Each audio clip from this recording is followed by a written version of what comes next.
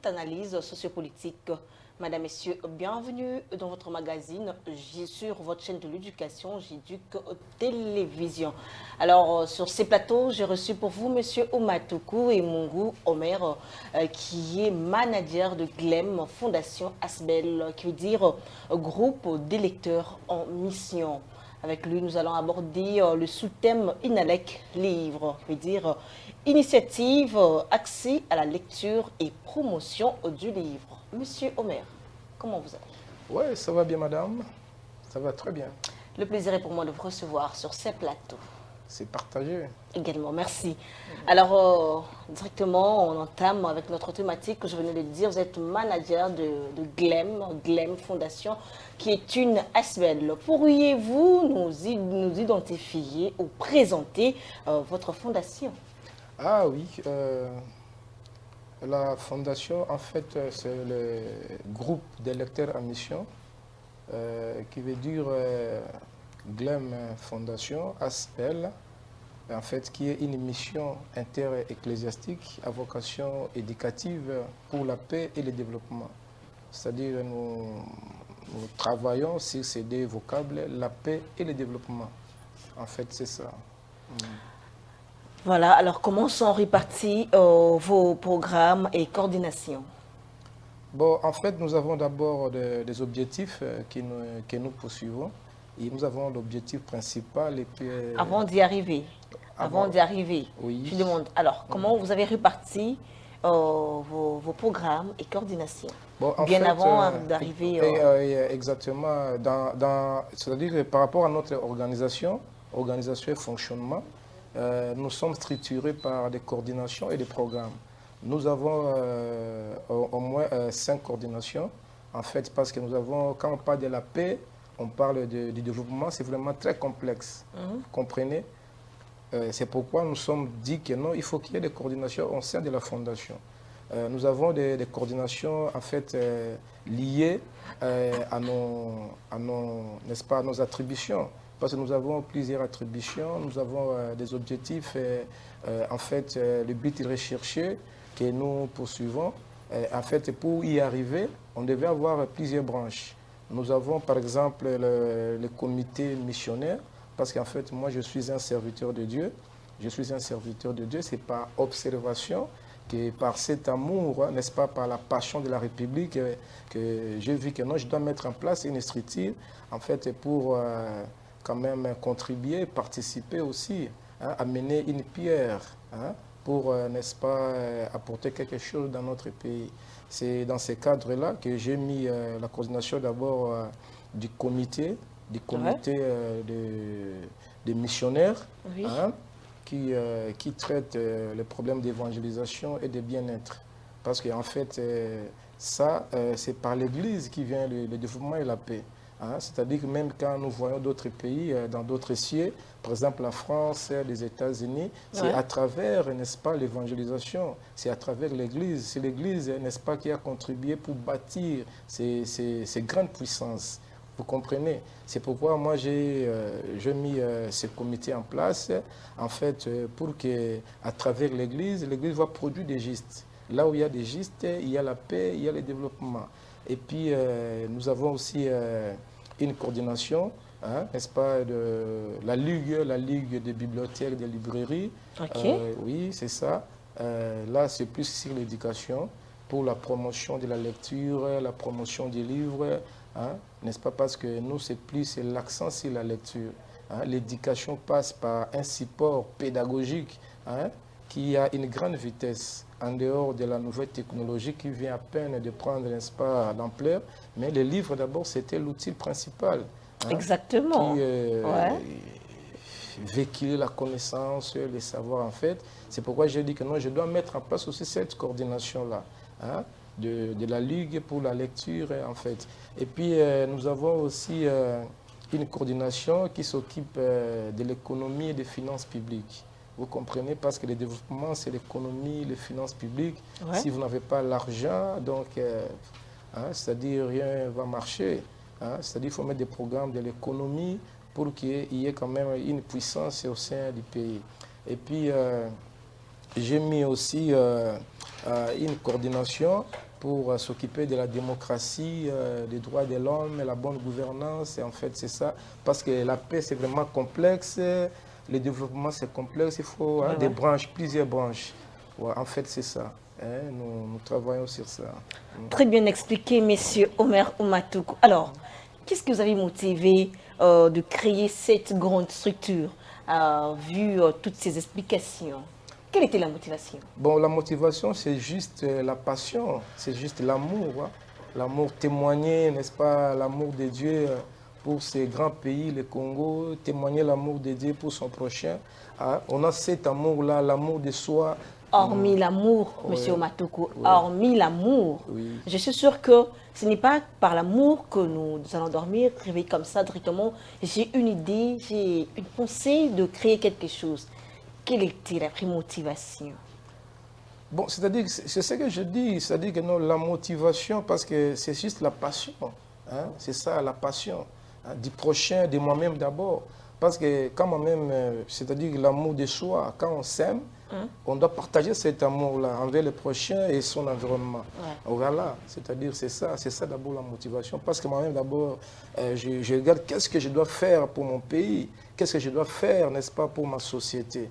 Hein? Parce que la société m'a donné, n'est-ce pas, ses potentialités et j'ai ses bagages. Mais maintenant, quand par observation, je regarde tout ce que je vois dans mon pays, tout ce que j'observe dans la famille, dans la société, tout ce que je vois là, je me dis que non, bon, moi, qu'est-ce que moi je dois faire pour mon pays? Hein? Animé, n'est-ce pas, par cet amour, hein? Pour contribuer, apporter, n'est-ce pas, ma pierre sur... l'amour. C'est l'amour qui vous a motivé. C'est l'amour. Donc, apparemment, si on n'est pas chrétien, on n'a pas accès à participer, à intégrer, je veux dire. Non, non, c'est-à-dire être chrétien, en fait, c'est une discipline.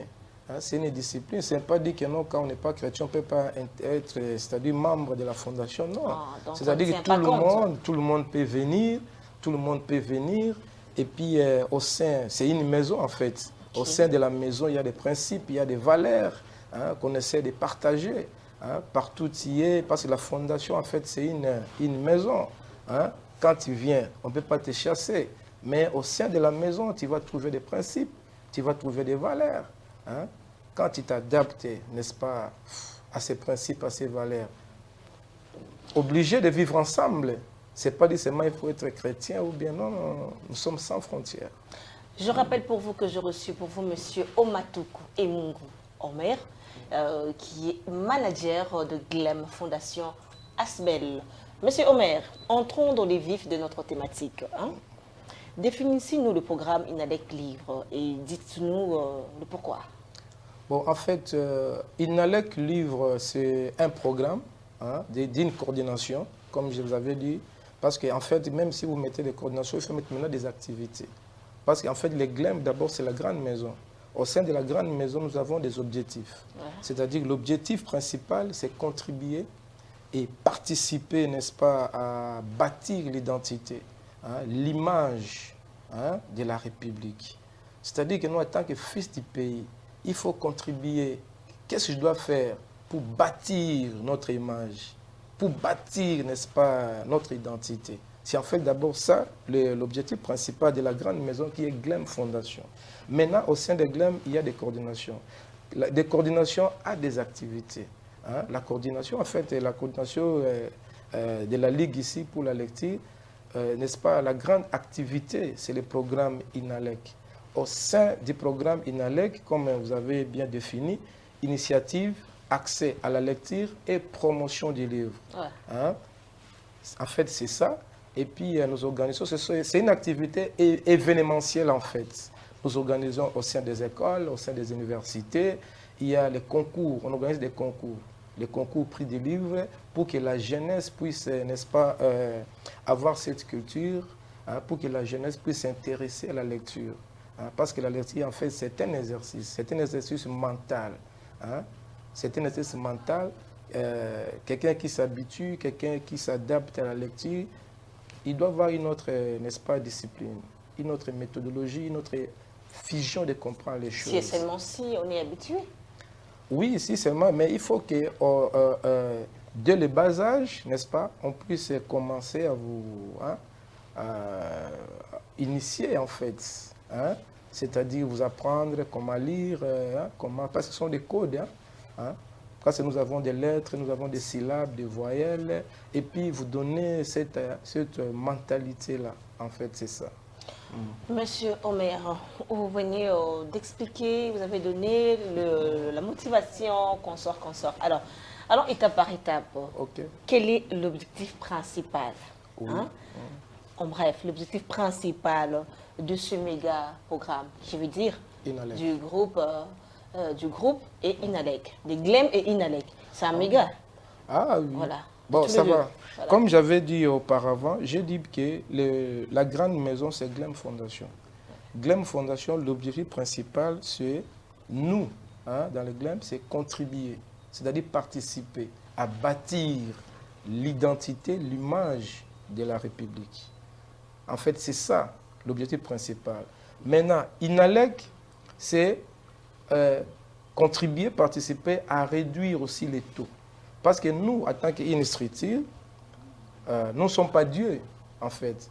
Nous sommes là juste pour réduire les taux. Parce que nous avons plusieurs ignorants, les taux d'ignorance. Vous comprenez? C'est-à-dire que nous, quand nous sommes 80 millions de Congolais, quand par exemple il y a 50 millions qui sont ignorants, c'est déjà un problème. Mais nous, quand nous venons, nous disons que non, nous devons réduire. S'il y a 50 millions d'ignorants, nous travaillons pour qu'il y ait au moins 40 millions, n'est-ce pas, ou soit réduire les taux d'ignorants. Vous comprenez? Parce que nous ne pouvons pas tout faire. Nous ne pouvons pas tout faire. Mais on apporte quand même notre pierre. C'est pour les programmes, les principes, l'objectif principal du programme Inalec, c'est réduire les taux, des pourcentages des chômage. Pas de chômage, c'est-à-dire les gens qui n'ont pas les savoirs. Ok. Donc vous les formez, vous prenez tout votre temps de les former. C'est parmi nos activités aussi. Il y a aussi ok, avant d'avancer, alors quel est l'objectif secondaire? Bon, nous, l'objectif secondaire, Inalec toujours. C'est dans Inalec. Bon, nous ici, c'est de, en fait, faire n'est-ce pas, des citoyens, des lecteurs de livres. Faire des citoyens congolais, ou soit la jeunesse en particulier. Parce que nous, plus nous suivons la jeunesse. Parce que la jeunesse, c'est quand même une énergie. C'est une énergie de la République.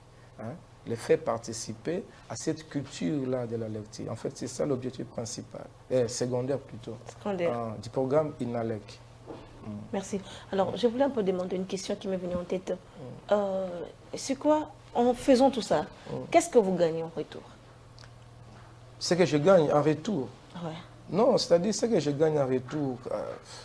Non, en créant oui. cette fondation. Oui. Je sais que quelqu'un dans ces mondes ne peut jamais faire quelque chose pour ne rien gagner. Il y a toujours de l'intérêt. Même Dieu, quand on les prie, c'est pour aller au ciel. Voilà. C'est pour hériter le royaume des cieux. Oui. Puisque vous êtes évangéliste. Oui. Alors, qu'est-ce que vous gagnez en retour?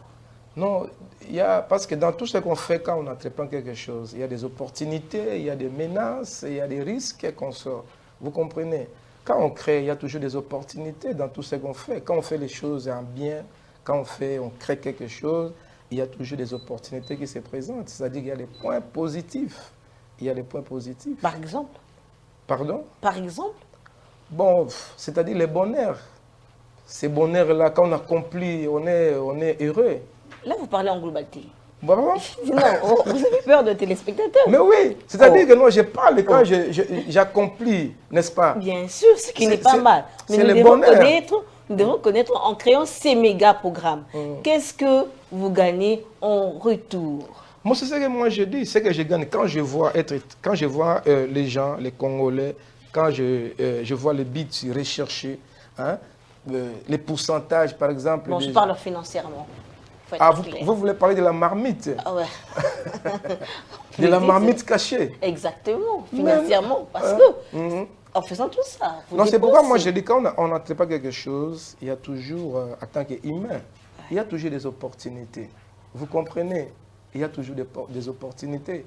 Il ne faut pas seulement voir les opportunités, mais il faut voir les risques, il faut voir des menaces et qu'on sort. Il y a beaucoup d'opportunités.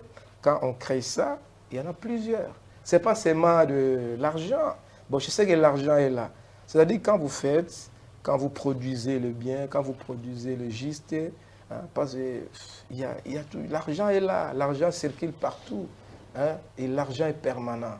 Vous comprenez? L'argent. Il y a l'argent qui cherche des programmes qui sont là, l'argent est là. Il y a aussi les gens qui cherchent l'argent, il y a l'argent qui cherche des programmes, les programmes cherchent l'argent, mais je vous rassure que l'argent est là. L'argent est là. Ça dit beaucoup, hein? Pardon? Ça dit beaucoup? Non! Voilà. C'est parmi des ressources, mais il faut d'abord commencer à faire... Vous venez d'évoquer ici qu'il y a déjà des activités. Parmi les activités, quelles sont les activités réalisées? Bon, on a déjà réalisé plusieurs activités dans les programmes INALEC, des concours prix des livres, expositions, ventes, des conférences académiques, nous avons des visites guidées, hein, on a déjà réalisé plusieurs activités. Par exemple, l'exposition vente, là aussi, on a vendu plusieurs livres dans nos activités. Hein. C'est-à-dire quand on fait les expositions, on vend des livres vraiment à des prix réduits, hein, à des prix réduits pour permettre à ce que les gens puissent accéder à des livres. Hein. On essaie un peu de réduire le prix. On a plusieurs livres, dans les 20 000 livres qu'on a déjà vendus. Je ne sais pas moi. Citez-nous 2 ou 3 quelques titrés des livres plutôt. Des livres. Ouais. Ah, oui, par exemple, il y a bon, on a vendu plusieurs livres, hein, entre autres la comptabilité générale OADA. On a vendu aussi... parce que si on parle de livres utiles, hein, ouais. On parle de livres de principes, on parle de livres, hein, n'est-ce pas, techniques, des livres utiles et objectifs. Parce qu'il y a plusieurs sortes de livres, hein, il y a plusieurs types de livres en fait. On a déjà vendu, n'est-ce pas, les dictionnaires, on a vendu les codes généraux des impôts, hein, annotés des professeurs Mapa Pambangala par exemple. Il y a aussi le livre Histoire du Congo, des professeurs, l'historien, bon, les noms, hein, je vais me rappeler un peu. Il y a plusieurs livres qu'on a déjà vendus dans nos expositions. Hein, c'est-à-dire, vous comprenez, quand on arrive dans les écoles, dans les librairies, on voit des livres, par exemple, à des prix un peu élevés. Nous, à travers nos activités, on s'est dit que non, on négocie, n'est-ce pas, avec les écrivains, avec les maisons. On dit que non, voilà, pour que les gens accèdent, hein, il faut que nous puissions, hein, réduire un peu les prix. Vous comprenez? Donc, en fait, c'est ça. Hein. Voilà. Vous ne vivez pas seulement dans les passés. Je veux dire, les activités. Ça ne peut pas rester dans les passés. Je veux dire, il devrait y avoir davantage d'activités pour vous faire vivre et pour vous sentir sur terrain toujours. Oui, nous sommes là sur terrain parce que nous avons des activités d'abord permanentes. Hein. Nous avons aussi des activités événementielles, c'est-à-dire nous organisons ça périodiquement. On avait déjà lancé, par exemple, le programme INALEC, qu'on a été de préparer. La 5e édition. On avait déjà fait le lancement officiel, mais c'était dû à la crise survenue ici au niveau de l'enseignement supérieur universitaire, hein, parce qu'on devait faire les épreuves éliminatoires, on devait faire aussi, n'est-ce pas, des conférences, on devait organiser, mais il y avait la crise au niveau de l'enseignement supérieur universitaire. Comme la situation est déjà décantée, donc nous tenons vraiment recommencer, hein, ces activités-là ici au mois de juin, hein, n'est-ce pas? Mais nous organisons, il y a par exemple ici, hein, des petits carnets, hein, qu'on organise, hein, des petits carnets de questionnaires comme ça, qu'on donne ça aux étudiants. Ça sert? Non, c'est juste dans le cadre des concours prix du livre, c'est ça. Hein, vous voyez, concours prix du livre, carnet de questionnaires. Hein. C'est-à-dire, on a des carnets comme ça que nous organisons, nous remettons ça dans des sites Et puis, les gens qui ont besoin de participer, ils participent. Et puis, en fait, les lauréats, on leur donne les livres, beaucoup de livres qu'on donne aux lauréats pour encourager, en fait, la jeunesse. Quelles sont les difficultés rencontrées? Bon, il y a plusieurs difficultés, hein. Il y a plusieurs difficultés, mais quand on entreprend, il faut toujours tenir bon. Hein. C'est-à-dire il faut toujours tenir bon avec les moyens de bord, parce qu'il y a toujours ce feu, n'est-ce pas? Il y a la passion, hein, de contribuer toujours. Hein. Il y en a plusieurs, mais bon, mais je dis que ça va. On vous prenne en charge ou bien vous êtes soutenu? Vous avez des partenaires? Bon, ça c'est la marmite interne, mais nous avons des partenaires. Nous avons des partenaires, pas des partenaires financiers, mais pas des partenaires. Je ne demande pas aussi de détails en profondeur. Oui. J'ai seulement dit, vous êtes soutenu quelque part, ou bien les efforts fournis proviennent de vous-même. C'était ça ma question. De nos membres, on a plusieurs membres. Moi, je suis n'est-ce pas, l'initiateur. Exactement. Je suis l'initiateur, mais il y a aussi des membres qui nous voient de loin, qui sont dans l'invisible, n'est-ce pas? Mais ils nous voient et ils nous soutiennent même de loin. Même de loin. C'est aussi une occasion pour les remercier quand même. Pour les remercier, parce que quand on travaille là, il y a les gens qui nous voient de loin, hein, mais ils nous soutiennent d'une manière ou d'une autre. Ils sont derrière nous. Vraiment, je dis merci beaucoup. Je sais que vous êtes là. Merci. Héros de l'ombre. Ils sont des Voilà, ils sont là dans l'ombre. Dans l'ombre, vraiment. Au moins de les citer. Et non, je ne peux pas. La fondation existe il y a combien de temps?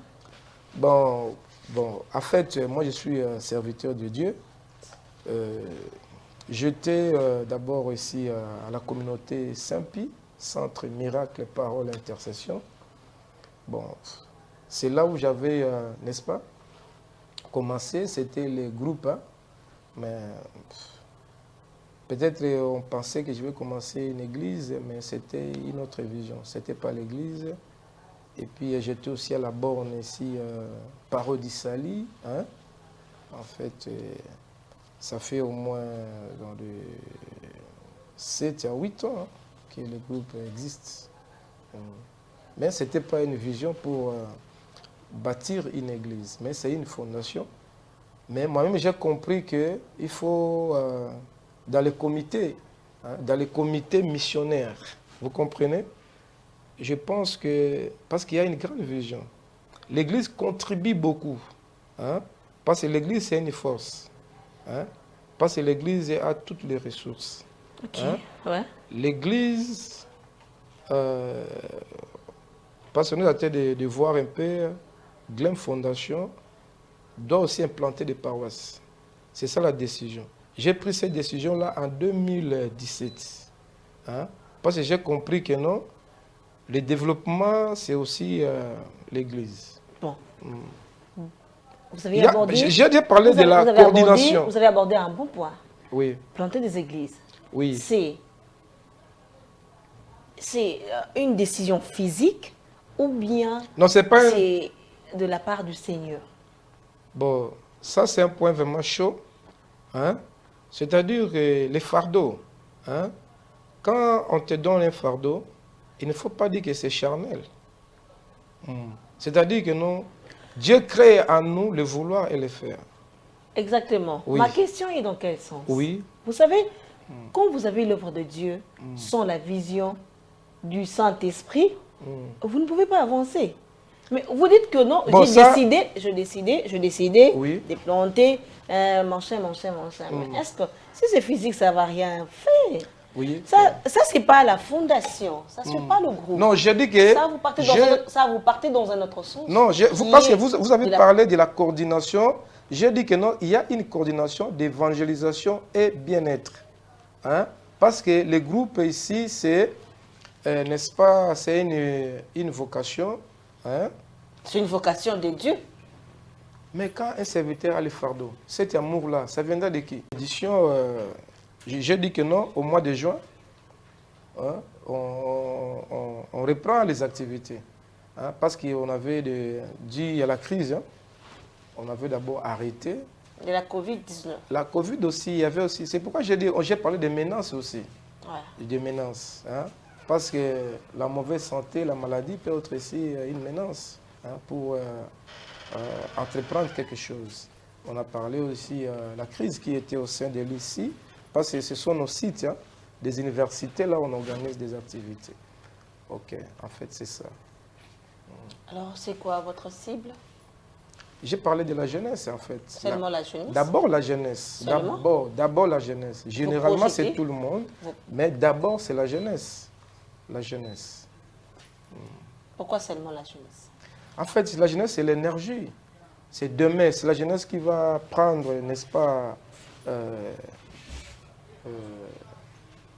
l'avenir de ces pays-ci. C'est pourquoi il faut préparer cette jeunesse-là à être disciplinée, au changement de mentalité, à voir les choses autrement, à comprendre les choses autrement. C'est pourquoi je tiens beaucoup sur la lecture, parce que la lecture, c'est un exercice mental, c'est un exercice psychologique. Quelqu'un qui s'habitue, quelqu'un qui prend son temps à lire, il va être différemment à l'autre, n'est-ce pas, qui prend son temps à faire autre chose. Quelqu'un qui prend son temps à lire, parce qu'il entre en contact avec l'écrivain, il entre en contact avec l'univers. Vous comprenez? Là, il comprend les choses. Et quand il comprend, c'est lui-là qui va être utile pour apporter la lumière dans la société. Il va apporter des solutions parce que lui, il comprend les choses facilement. Et les autres vont être en retard pour comprendre les choses. C'est pourquoi je tiens beaucoup à la jeunesse, pour que la jeunesse soit préparée.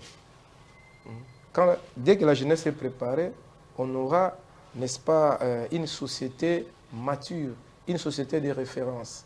Parce que notre objectif d'abord ici, c'est de contribuer à bâtir notre identité, à bâtir l'image de la République. Vous comprenez? Et tout passe par la lecture. Ce n'est pas en dehors de la lecture. Ce n'est pas en dehors de l'écriture. C'est dans l'écriture, c'est dans la lecture. C'est là où il y a le leadership. C'est là où il y a la grandeur. C'est là où il y a la paix. C'est lui qui lit beaucoup, il a la paix en soi. Parce qu'il a la confiance en soi. Il sait ce qu'il est. C'est pas ça, madame? Oui, exactement. J'allais dire, une personne célèbre dans le passé avait déclaré « Il suffit de mettre les secrets, je veux dire les trésors, dans un livre pour que les ignorants s'en passent. » Selon tout ce que vous avez défini pour le peuple congolais dans sa majorité, qui n'a pas la lecture, la culture de la lecture. Alors que faire pour lui redonner cette culture? C'est juste, c'est par la sensibilisation, c'est ce que nous faisons. La sensibilisation, cette proximité, mettre des centres de lecture dans des communes, mettre des centres de lecture dans des territoires, n'est-ce pas, des bibliothèques, que le gouvernement puisse mettre des fonds pour soutenir la jeunesse dans des écoles, n'est-ce pas, chaque école avec une bibliothèque. Même dans la commune, il faut mettre une bibliothèque. C'est-à-dire qu'il faut créer cette atmosphère-là. C'est question de créer. Mais comment y parvenir? C'est ça, j'ai dit, c'est ça. C'est pourquoi nous sommes là. Nous sommes là, nous apportons notre contribution. Nous apportons notre contribution. Et il y a de ces gens-là qui nous voient et qui nous soutiennent. Vous savez que vous n'êtes pas la première personne à dire que vous êtes là. Parce que cette culture de la lecture n'est plus dans la mentalité des Congolais. Exact. Alors, quels sont les efforts fournis? Bon, ce n'est pas seulement Congolais, c'est-à-dire que c'est l'homme. Parce que l'homme prend son temps dans les loisirs. Je parle congolais, congolais parce que nous sommes en RDC. Allez-y. Oui, c'est-à-dire que je dis que ce n'est pas seulement Congolais, c'est pas seulement Congolais, c'est l'homme en fait. Ouais, allez-y, allez-y. C'est l'homme en fait. Mais nous ici, parce qu'il n'y a pas cette culture, la culture, c'est quelque chose qu'il faut tisser, n'est-ce pas? Qu'il faut bâtir dans l'homme. Il faut bâtir, c'est toute une éducation. Et ça ne vient pas directement comme ça, c'est tout un processus en fait. C'est tout un processus, il faut commencer quelque part. C'est-à-dire que intérioriser cette mentalité-là.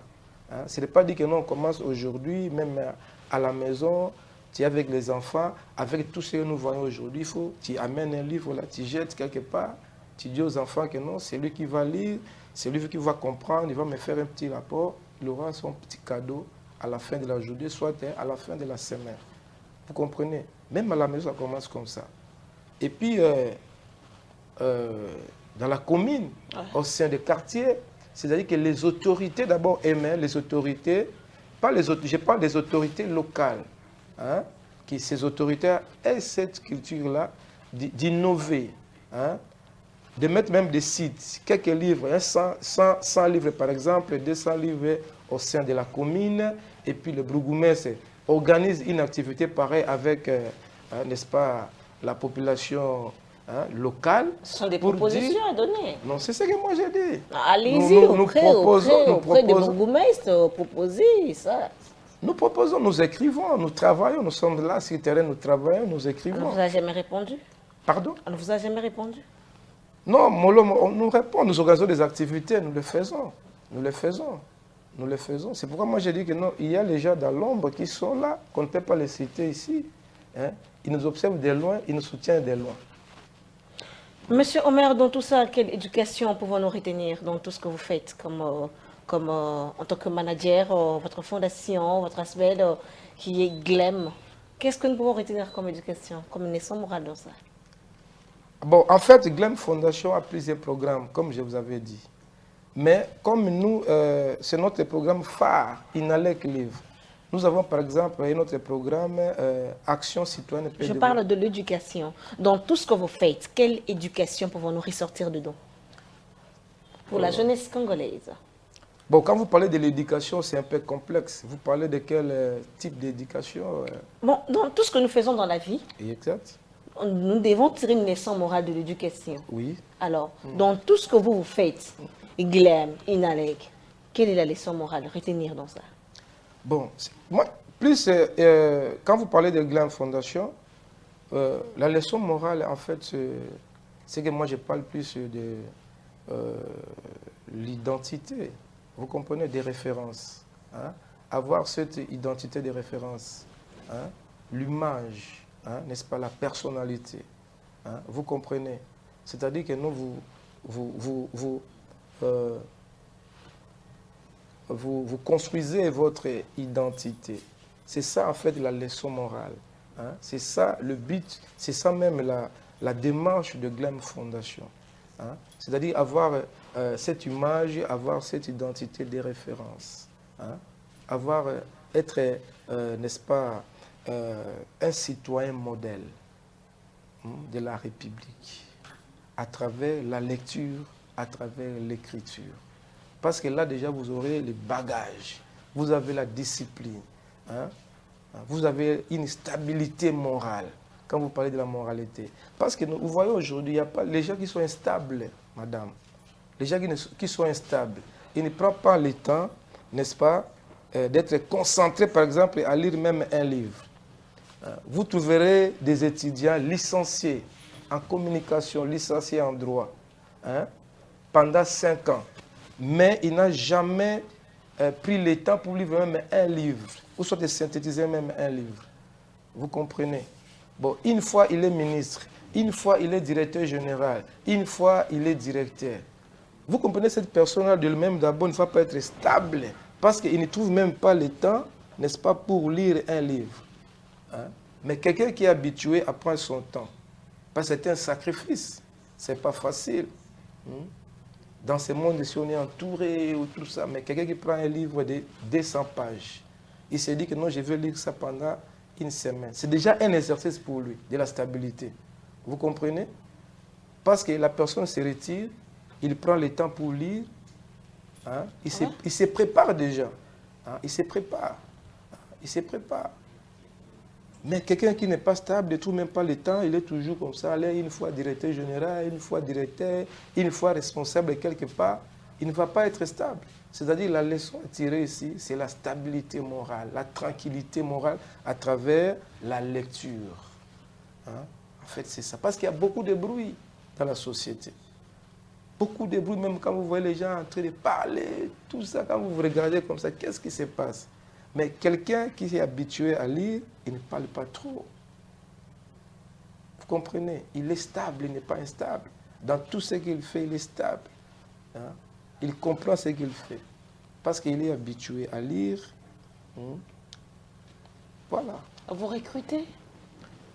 Par exemple? Non, je dis, vous continuez à recruter quelqu'un, parce que les téléspectateurs nous suivent. Quelqu'un peut avoir l'envie d'adhérer. Non, moi je dis que non, il faut venir participer. Bon, les membres, on en a besoin des membres. C'est ce que je dis, oui, c'est ça. ça. On en a besoin des membres, on en a besoin des participants. Par exemple, au mois de juin toujours, nous allons organiser, parce qu'il y a aussi un autre programme là,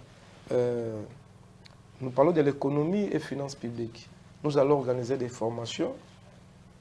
On va passer ici pour que les gens puissent venir participer dans cette formation. Et quelles sont les modalités pour adhérer?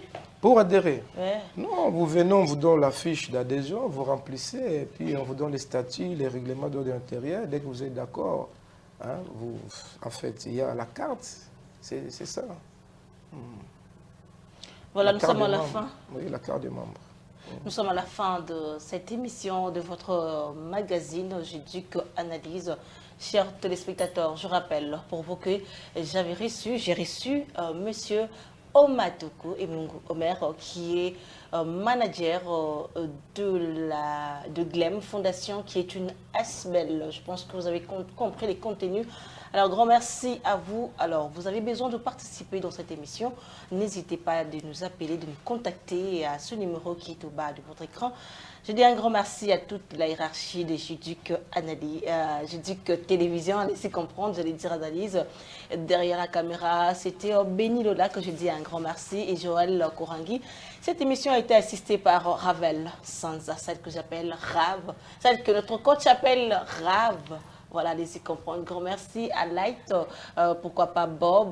Voilà, toute l'équipe est tellement grande que je ne saurais pas tout citer. Sinon, un grand merci à toute l'équipe technique. Je vous retrouve prochainement. Au revoir.